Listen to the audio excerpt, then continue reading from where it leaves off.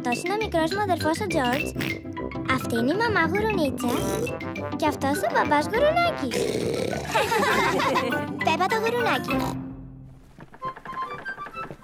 Το νησί των πειρατών. Ο παππούς Γουρουνάκης πηγαίνει την Πέπα και τους φίλους της ταξίδι με το καραβάκι του.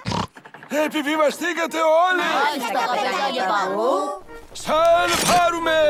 Τα λέμε σε λίγο! Τα λέμε σε λίγο! Η Πέπα και οι φίλοι της φοράνε όλοι σωσίβια. Τζορτζ, μπορείς να βάλεις το πειρατικό μου καπέλο? Σήμερα θα ταξιδέψουμε στο νησί των πειρατών. Αν είμαστε τυχεροί, μπορεί να βρούμε θαμμένους θησαυρούς.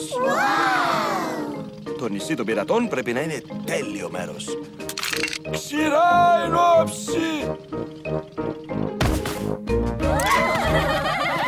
Να είμαστε! Το νησί των πειρατών! Τι είναι αυτά? Είναι ανιχνευτής μετάλλων. Βρίσκει θαμμένους θησαυρούς. Ο παππούς Γουρουνάκης χρησιμοποιεί τον ανιχνευτή μετάλλων για να βρει θαμμένους θησαυρούς. Αχα! Ο ανιχνευτής μετάλλων κάτι βρήκε. Ελάτε να σκάψουμε.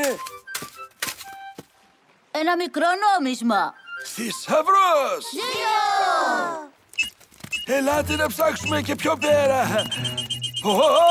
Βρήκαμε κάτι άλλο και φαίνεται μεγάλο.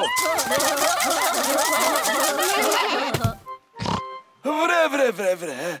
Τούτος ο νέος θησαυρός είναι πολύ βαρύς. Όπα, αυτό δεν είναι θαμμένος θησαυρός. Είναι ένα σκουριασμένο καρότσι σούπερ μάρκετ. Αρκετά με το κυνήγι του θησαυρού. Ποιος θα με βοηθήσει να φτιάξω ένα μεγάλο κάστρο στην άμμο? Ωραία ιδέα, γιαγιά Γουρουνίτσα. Πάω να ρίξω μια ματιά στο σκάφος. Η γιαγιά θα βοηθήσει τα παιδιά να φτιάξουν ένα μεγάλο κάστρο στην άμμο. Και ο παππούς Γουρουνάκης έχει σοβαρή δουλειά στο σκάφος. Τι ωραία που είναι. Λέω να κλείσω λίγο τα μάτια μου. Έτσι λίγο.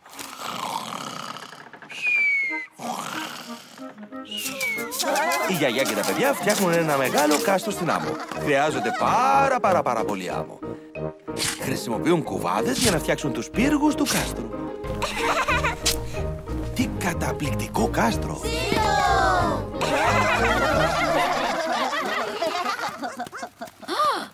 Μα πού πήγε το καραβάκι?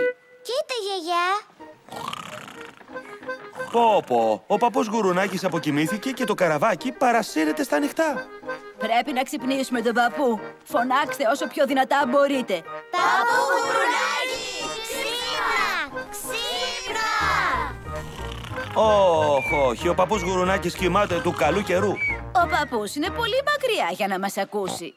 Κολλήσαμε στο νησί των πειρατών. Είμαστε ναυαγοί. Θα μείνουμε εδώ 100 χρόνια.